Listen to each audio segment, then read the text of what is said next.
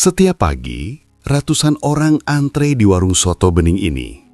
Rasanya ringan, kuahnya jujur, dan dagingnya selalu habis paling cepat. Tapi, tak satu pun dari mereka sadar yang mereka makan bukan sapi. Dan rahasianya baru terbongkar setelah beberapa orang tiba-tiba menghilang.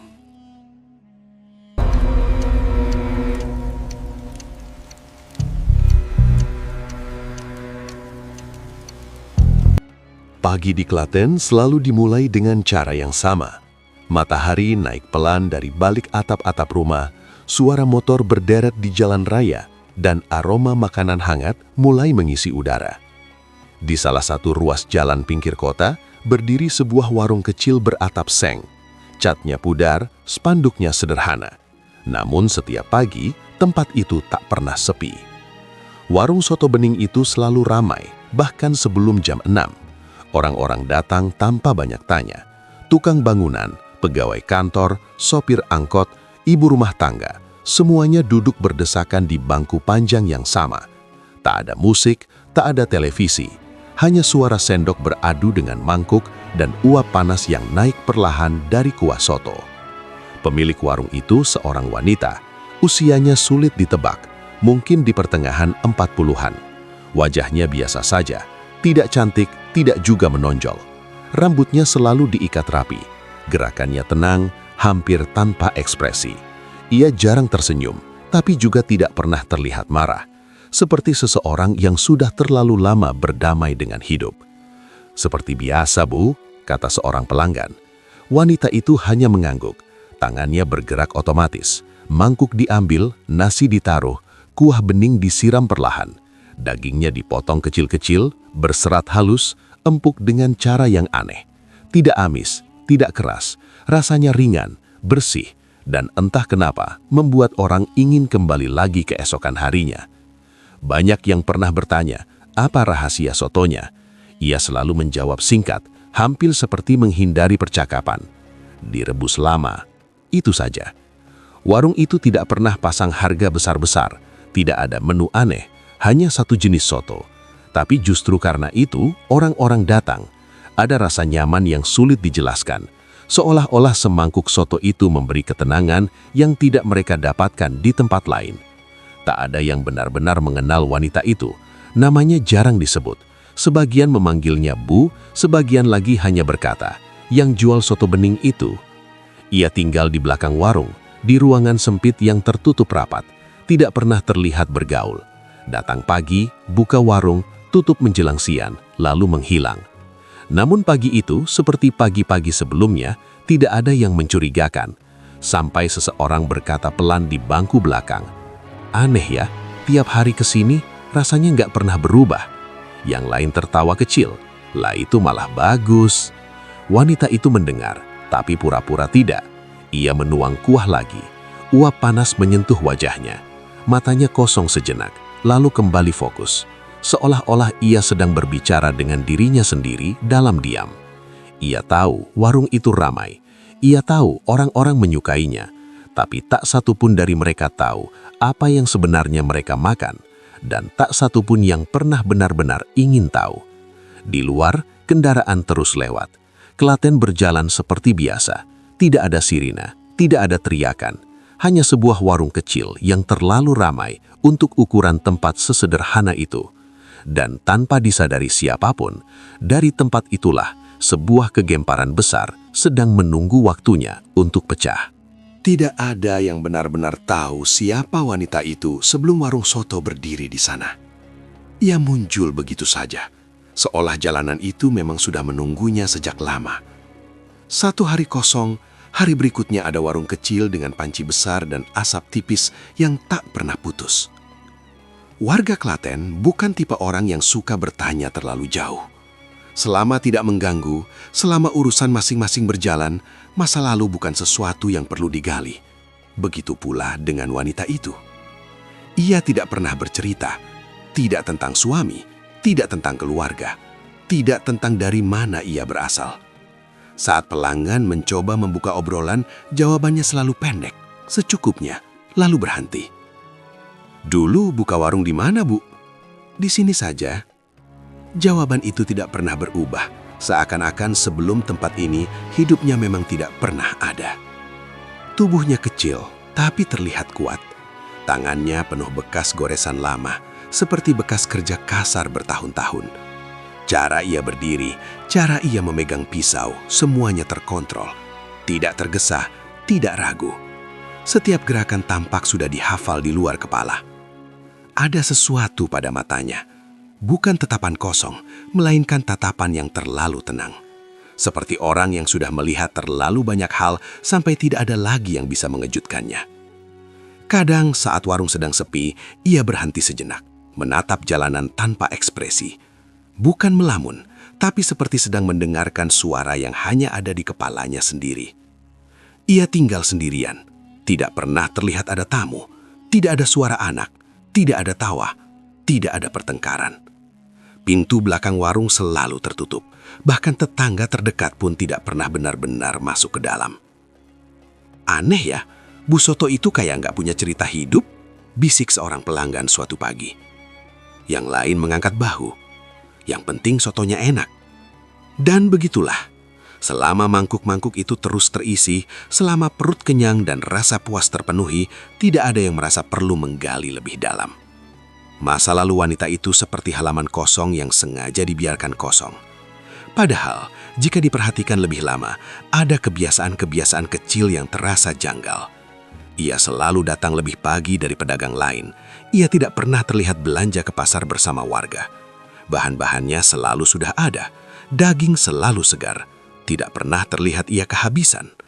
Saat ada pelanggan yang terlalu banyak bertanya, suaranya akan berubah sedikit. Tetap pelan, tapi lebih dingin. Makannya keburu dingin. Isyarat halus agar percakapan berhenti. Di dalam dirinya, wanita itu menyimpan dunia yang tidak pernah ia bagi. Ia tidak merasa perlu. Baginya, masa lalu bukan sesuatu yang harus dibicarakan, apalagi dibenarkan. Itu hanya rangkaian keputusan yang sudah diambil dan tidak mungkin ditarik kembali. Ia tahu orang-orang melihatnya sebagai ibu warung biasa, dan ia membiarkan itu, karena selama mereka tidak bertanya, selama mereka hanya datang, duduk, makan, lalu pergi, semuanya akan tetap aman. Tak seorang pun sadar, justru karena tidak ada yang pernah bertanya, sosok wanita itu bisa berdiri di sana begitu lama, menyamar sempurna di tengah rutinitas harian sambil menyembunyikan cerita hidup yang seharusnya tidak pernah ada di tengah kota sekecil Klaten. Dan tanpa satupun yang menyadari, ketidaktertarikan orang-orang pada masa lalunya adalah kesalahan besar mereka. Pada awalnya, tak ada yang menganggapnya masalah. Soto yang laris memang wajar cepat habis. Apalagi warung itu selalu dipenuhi orang sejak pagi. Namun lama-kelamaan, kecepatan habisnya daging di warung itu mulai terasa tidak masuk akal. Setiap hari, sebelum matahari benar-benar tinggi, panci besar di warung soto bening itu sudah hampir kosong. Bukan kuahnya, tapi dagingnya. Padahal jam masih menunjukkan belum pukul 9. Pelanggan yang datang sedikit terlambat sering mendengar kalimat yang sama. Dagingnya tinggal sedikit. Anehnya, wajah wanita itu tetap tenang saat mengatakannya. Tidak ada kesan panik, tidak ada keluhan soal stok. Seolah-olah habisnya daging bukan sesuatu yang perlu dipikirkan. Beberapa pelanggan mulai memperhatikan detail kecil. Potongan dagingnya selalu sama, ukurannya seragam, teksturnya halus, dan tidak pernah ada bagian keras seperti urat besar. Rasanya juga konsisten dari hari ke hari. Tidak ada perbedaan, seolah berasal dari satu sumber yang sama terus-menerus. "Bu, belinya di pasar mana sih? Kok empuk terus?" tanya seorang langganan lama suatu pagi. Wanita itu tidak langsung menjawab. Ia menata mangkuk, menyiram kuah, lalu baru berkata pelan, "Sudah biasa." Jawaban itu menggantung, tidak menjelaskan apapun, tapi cukup untuk menutup percakapan. Kejanggalan berikutnya mulai terasa di pasar. Beberapa pedagang daging sapi saling bertukar cerita. Mereka jarang melihat wanita pemilik warung soto itu berbelanja, bahkan hampir tidak pernah.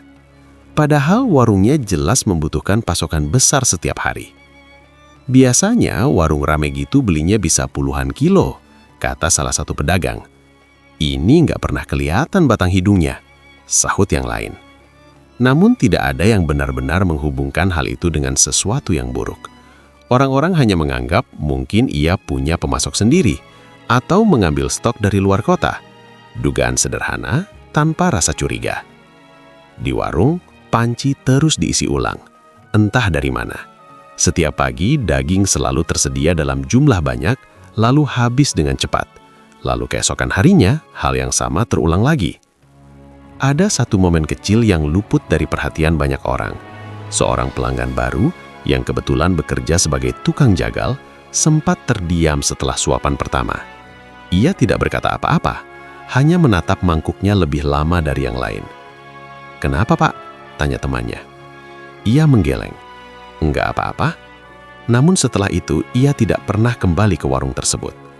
Sementara itu, wanita pemilik warung tetap berdiri di tempatnya, mengiris daging dengan pisau yang sama. Gerakannya presisi, hampir terlalu rapi. Setiap potongan jatuh ke mangkuk seolah sudah diukur. Di benaknya, tidak ada kata kejanggalan. Yang ada hanya perhitungan. Berapa mangkuk hari ini, berapa potong daging yang harus keluar, dan kapan semuanya akan habis tepat seperti yang ia rencanakan. Bagi pelanggan, daging yang cepat habis hanyalah tanda warung itu laris. Bagi wanita itu, kecepatan habisnya daging adalah tanda bahwa semuanya masih berjalan sesuai kendali. Tidak ada yang langsung menyadarinya. Klaten terbiasa dengan wajah-wajah yang datang dan pergi, terutama mereka yang hidup di pinggir jalan. Gelandangan bukan bagian dari hitungan. Mereka ada, tapi jarang benar-benar diperhatikan. Awalnya hanya satu orang. Seorang pria tua yang sering duduk di bawah pohon dekat warung soto. Rambutnya kusut, bajunya lusuh, tapi ia sopan. Hampir setiap pagi ia datang lebih awal, menunggu di sudut bangku, berharap ada sisa kuah atau potongan daging kecil. Wanita pemilik warung tidak pernah mengusirnya. Kadang ia menyodorkan semangkuk kecil tanpa bicara. Pria itu makan pelan, selalu mengangguk sebagai tanda terima kasih. Lalu suatu pagi, bangku itu kosong. Tidak ada yang aneh. Orang datang dan pergi. Mungkin ia pindah tempat, mungkin ia pergi ke kota lain. Tidak ada yang bertanya. Beberapa minggu kemudian, satu lagi menghilang. Seorang gelandangan perempuan yang biasa membantu membersihkan meja sebagai imbalan makan. Ia sering terlihat menyapu lantai saat warung hampir tutup. "Bu, yang biasanya bantu itu kemana?" tanya seorang pelanggan. Wanita itu menjawab tanpa menoleh. "Sudah tidak ke sini." Nada suaranya datar, tidak sedih, tidak penasaran. Lalu satu demi satu wajah-wajah itu tidak pernah muncul lagi. Mereka yang biasa tidur di dekat selokan belakang warung, mereka yang sering meminta air minum, mereka yang kadang duduk diam tanpa memesan apapun. Hilang, begitu saja. Tidak ada laporan, tidak ada keluarga yang mencari, tidak ada yang merasa kehilangan cukup besar untuk dibicarakan. Bagi warga, gelandangan memang sering berpindah. Hidup mereka dianggap mengalir tanpa arah. Namun ada satu kesamaan yang terlalu rapi untuk disebut kebetulan. Sebelum menghilang, mereka semua terakhir kali terlihat di sekitar warung soto bening itu. Beberapa warga mulai merasakan keganjilan samar. Bukan rasa takut, lebih seperti rasa tidak nyaman yang sulit dijelaskan. Seorang tukang parkir pernah bergumam pelan kepada temannya. "Kayaknya sekarang sepi ya yang tidur-tidur di sini." Temannya mengangkat bahu. "Bagus dong, jadi bersih." Percakapan berhenti sampai di situ. Tidak ada yang ingin melanjutkan. Wanita pemilik warung memperhatikan semuanya dari balik panci. Ia hafal wajah-wajah itu. Ia tahu siapa yang datang setiap hari, siapa yang hanya sesekali, dan siapa yang mulai jarang terlihat. Di dalam kepalanya tidak ada kata hilang. Yang ada hanya urutan. Datang, dekat, lalu tidak ada lagi.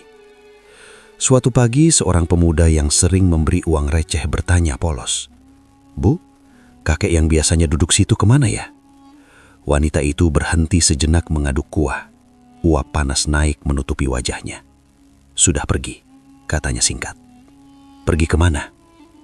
Sendok berhenti bergerak. Untuk sesaat suasana di warung terasa lebih sunyi dari biasanya. Entahlah. Jawaban itu cukup. Pemuda itu tidak bertanya lagi. Di belakang warung, area yang jarang dilalui orang, suasana semakin sepi. Tidak ada lagi suara batuk malam hari, tidak ada lagi langkah kaki menyeret di aspal. Tempat itu menjadi terlalu bersih, terlalu kosong.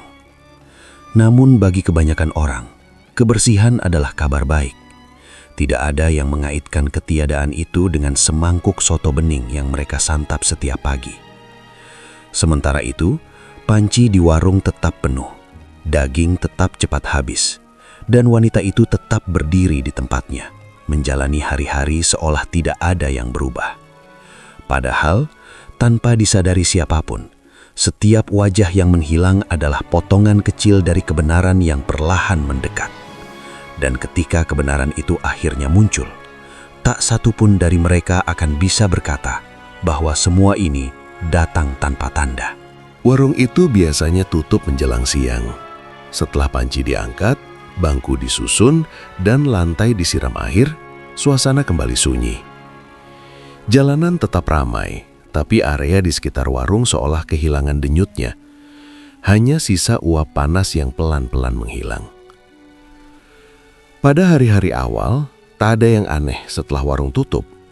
Sampai suatu sore, seorang tetangga yang melewati gang belakang berhenti melangkah. Ia mengendus udara, mengira ada bangkai tikus atau saluran air yang tersumbat. Baunya tidak busuk, justru itu yang membuatnya mengernyit. Ada aroma tajam, anyir tipis, bercampur sesuatu yang mengingatkan pada besi tua. Bau yang tidak menyengat tapi menetap, seperti tidak mau pergi. Ia melanjutkan jalan sambil bergumam, mungkin sisa masakan. Namun keesokan harinya, bau itu kembali muncul. Kali ini lebih jelas, datang setelah warung tutup, lalu bertahan sampai malam. Beberapa warga mulai saling bertanya, pelan, setengah bercanda, setengah tidak nyaman. "Kamu nyium bau aneh nggak belakang warung soto?" "Nyium? Kayak, ya nggak tahu, bukan bau got." Tak satu pun dari mereka berani langsung menuduh. Bau saja bukan bukti. Lagi pula dapur memang tempat bau-bauan berkumpul. Mereka memilih diam, seperti biasa. Wanita pemilik warung tahu soal itu. Ia selalu tahu.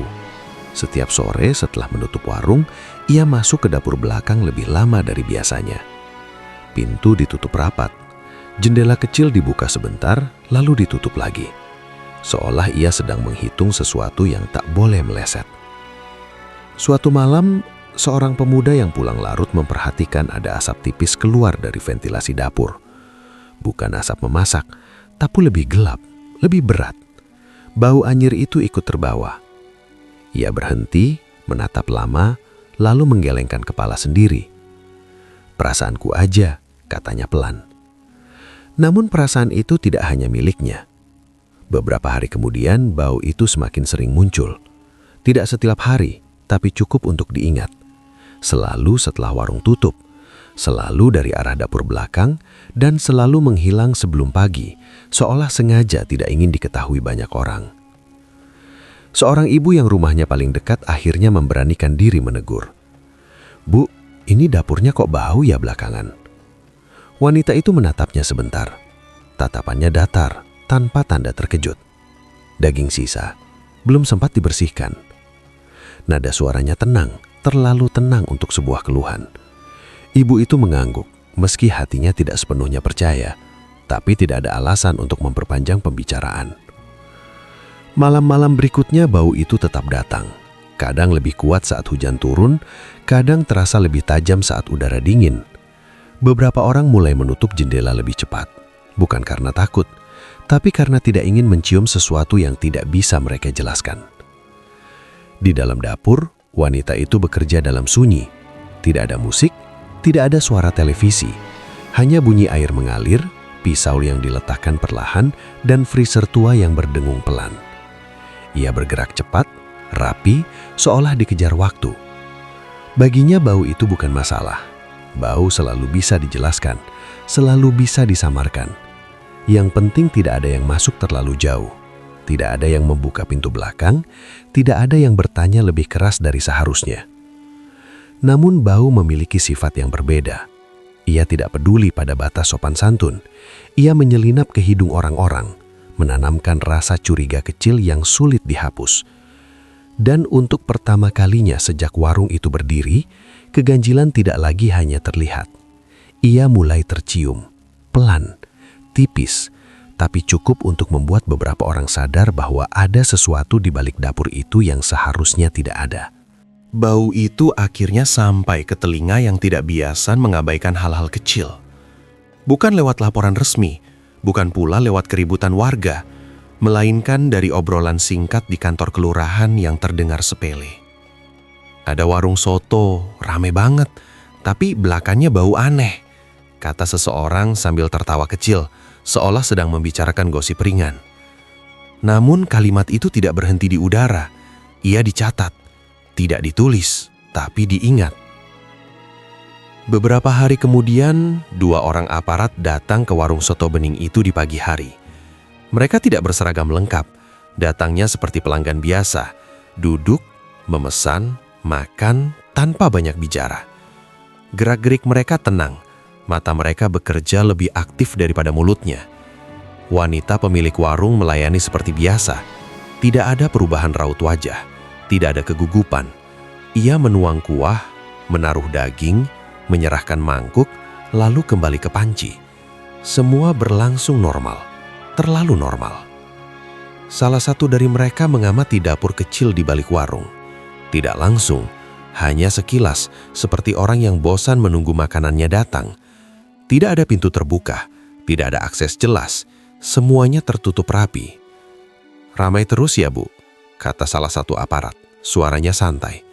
Wanita itu mengangguk. "Alhamdulillah." Itu saja. Setelah makan mereka membayar, berdiri, lalu pergi. Tidak ada pertanyaan lanjutan, tidak ada peringatan, tidak ada catatan tertulis yang ditinggalkan. Namun keesokan harinya, aparat lain datang. Kali ini dengan alasan berbeda. Pemeriksaan izin usaha, kata mereka. Pendataan rutin, prosedur biasa. Wanita itu tidak menolak. Ia mengeluarkan berkas-berkas yang sudah disiapkan. Semuanya lengkap. Terlalu lengkap untuk warung sekecil itu.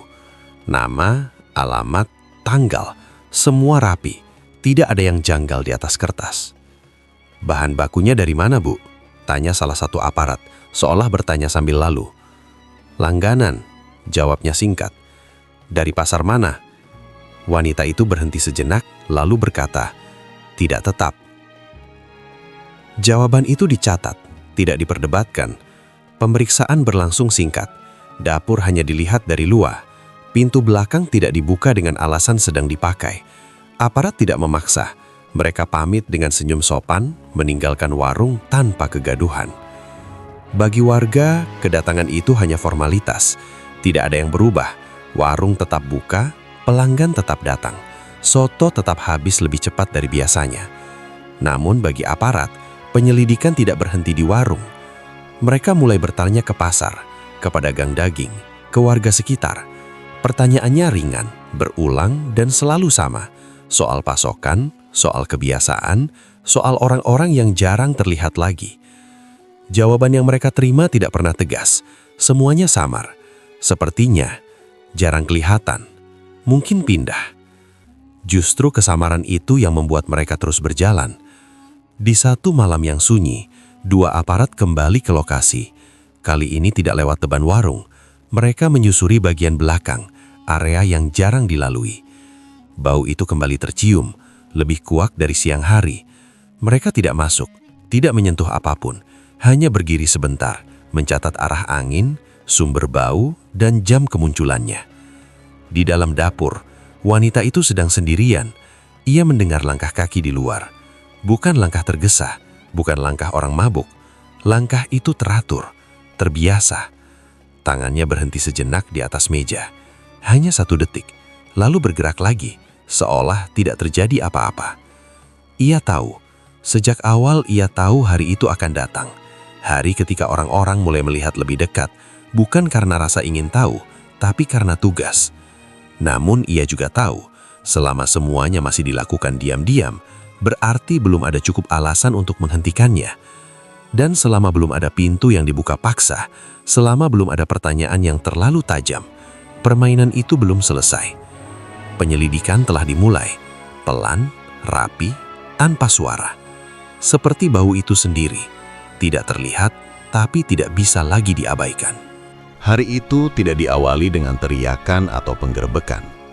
Tidak ada garis polisi, tidak ada kerumunan. Semuanya terjadi dengan tenang. Hampir terlalu tenang untuk sebuah perubahan besar. Aparat datang pagi-pagi, lebih awal dari biasanya. Kali ini mereka tidak duduk sebagai pelanggan. Mereka berdiri di depan warung dengan wajah datar dan nada suara yang sudah kehilangan basa-basi. "Ada pemeriksaan lanjutan, Bu?" Wanita itu mengangguk pelan. Tidak bertanya, tidak menolak. Seolah ia sudah menunggu kalimat itu sejak lama. Pintu dapur belakang akhirnya dibuka. Ruangannya sempit, lebih sempit dari yang dibayangkan. Dindingnya lembab, lantainya bersih tapi dingin. Tidak ada bau menyengat seperti yang sering dikeluhkan warga. Justru terlalu bersih, terlalu steril untuk dapur sederhana. Di sudut ruangan berdiri sebuah freezer tua berwarna putih kusam. Permukaannya penuh goresan. Mesinnya berdengung pelan, konstan, seperti napas yang tidak pernah berhenti. Salah satu aparat menunjuk ke arah freezer itu. Isinya apa? Wanita itu menatap sebentar lalu menjawab singkat. "Daging." Tidak ada penjelasan tambahan. Freezer itu terkunci. Saat kunci diminta, wanita itu mengeluarkannya dari saku celemek tanpa ragu. Tangannya tidak gemetar. Matanya tetap tenang, seolah yang akan dibuka hanyalah tempat penyimpanan biasa. Saat pintu freezer ditarik, udara dingin menyembur keluar, membawa aroma yang berbeda. Bukan bau busuk, bukan bau basi, tapi bau mentah yang membuat siapapun yang mengenalnya langsung berhenti bernapas sejenak. Di dalamnya tersusun potongan-potongan daging yang dibungkus rapi. Tidak acak, tidak asal, semuanya dipotong dengan ukuran seragam, dilabeli tanggal, dan disusun seperti stok dapur profesional. Namun ada sesuatu yang langsung terasa salah. Bentuknya tidak sepenuhnya asing, tapi juga tidak sepenuhnya dikenali sebagai daging sapi. Seratnya berbeda, ketebalannya tidak wajar, dan di salah satu bungkusan terlihat jelas potongan yang tidak bisa disangkal asal-usulnya. Salah satu aparat mundur selangkah, napasnya tertahan.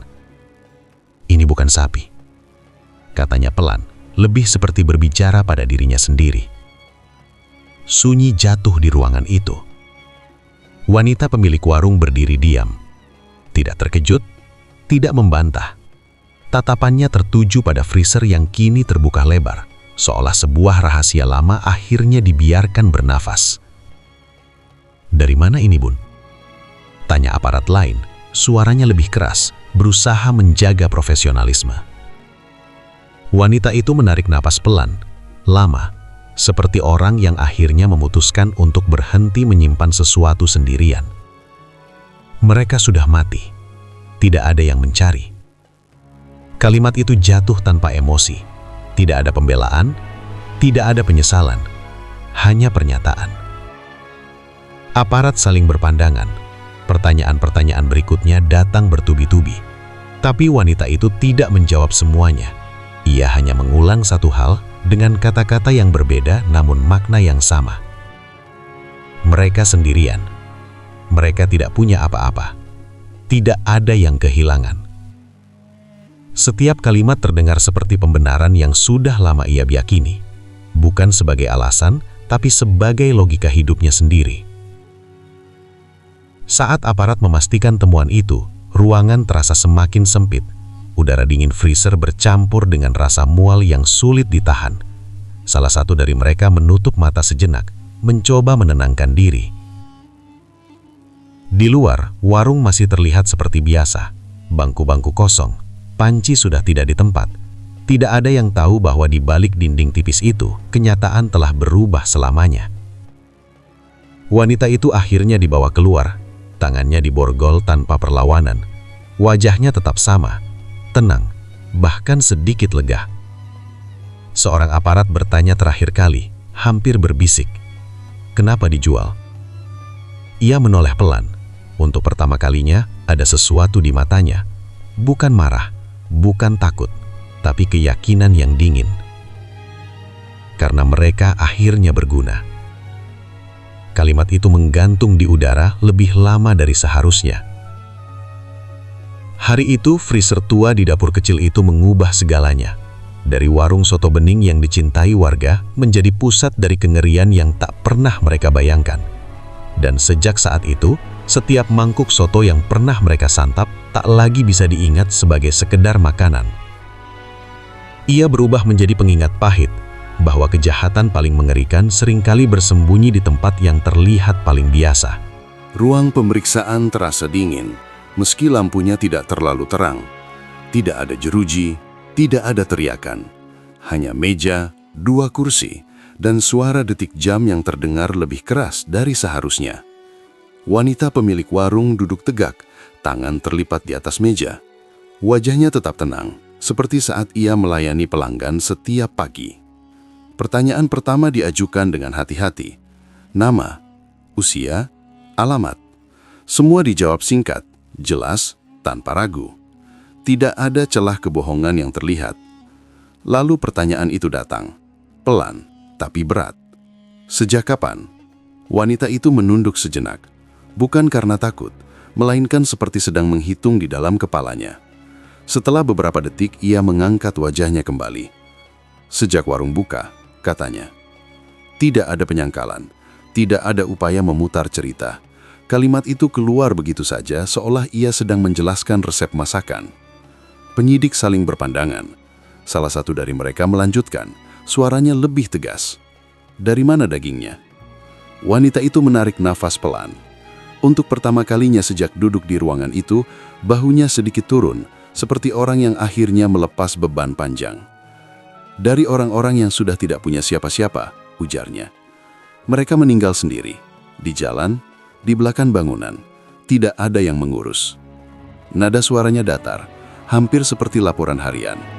Ia bercerita tanpa diminta panjang lebar, tentang pertama kali menemukan tubuh seseorang yang sudah tidak bernyawa di dekat warung, tentang rasa takut yang sempat muncul, lalu digantikan oleh pikiran lain yang lebih dingin, tentang keyakinan bahwa tidak akan ada yang datang mencari. Mereka dibuang begitu saja, katanya.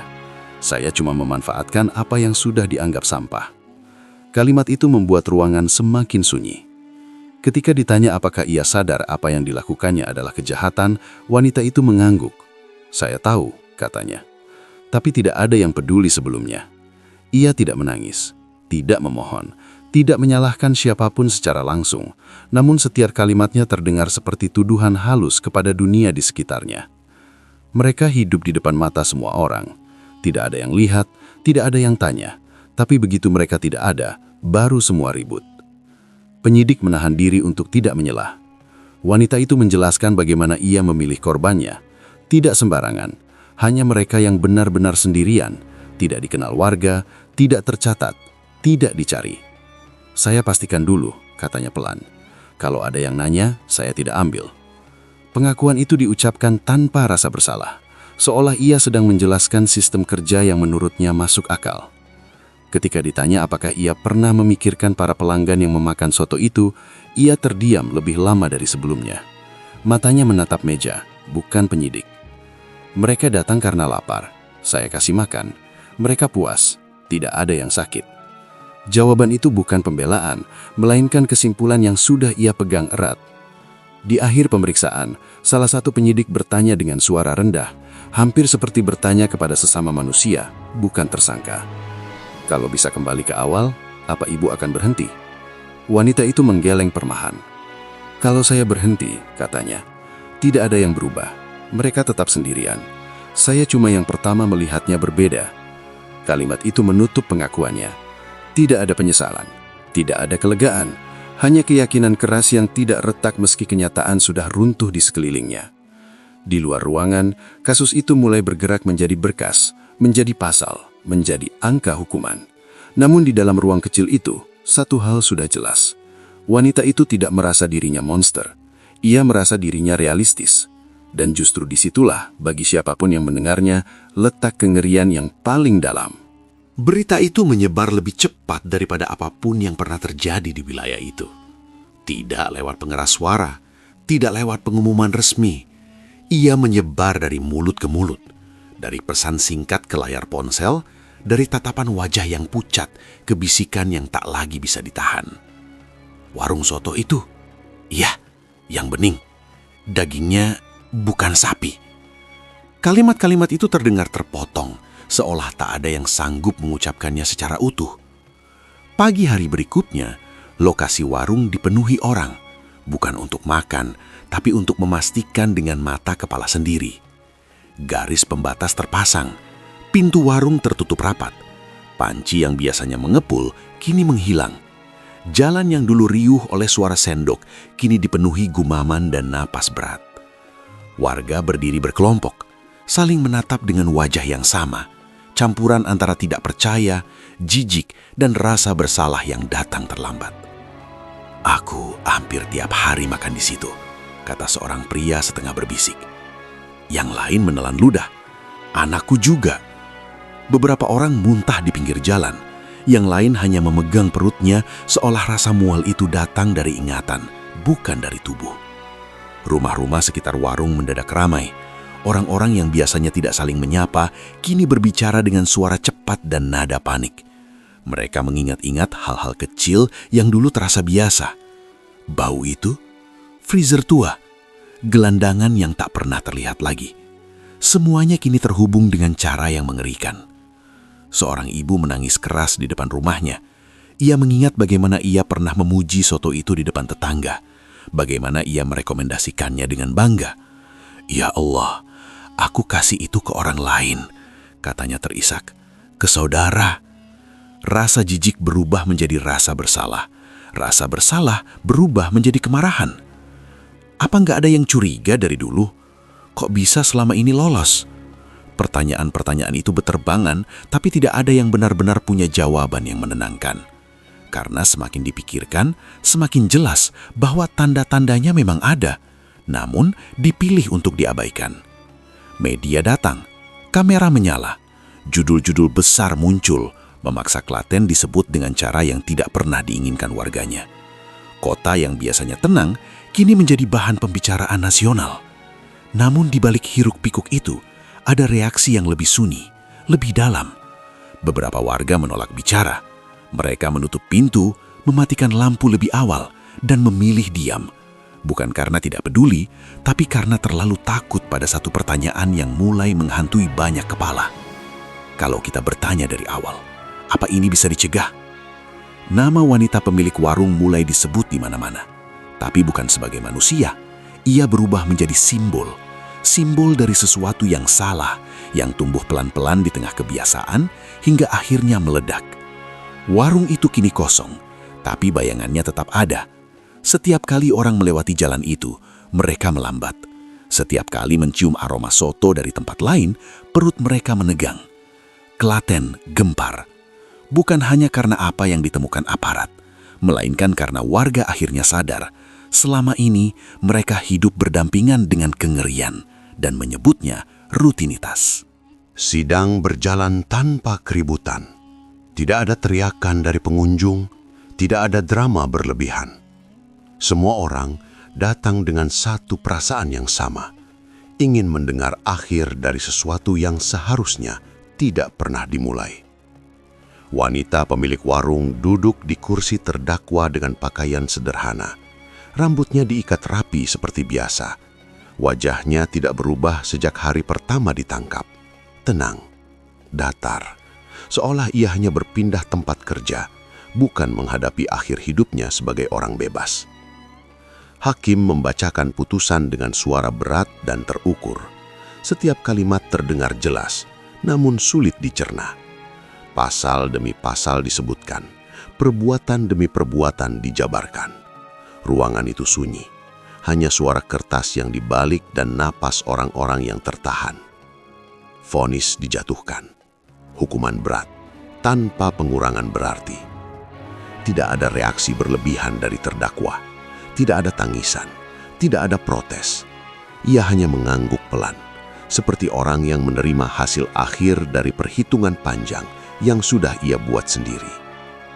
Saat ditanya apakah ia ingin mengatakan sesuatu, wanita itu berdiri perlahan. Ia menatap ruangan, bukan untuk mencari simpati, melainkan seperti sedang memastikan sesuatu benar-benar selesai. "Saya tahu apa yang saya lakukan," katanya singkat. "Itu saja." Kalimat itu menjadi kata terakhirnya di ruang sidang. Di luar gedung pengadilan, warga Klaten berkumpul.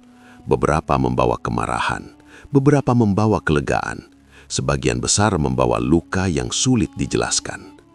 Tidak ada rasa menang, tidak ada rasa puas, hanya keheningan yang terasa berat.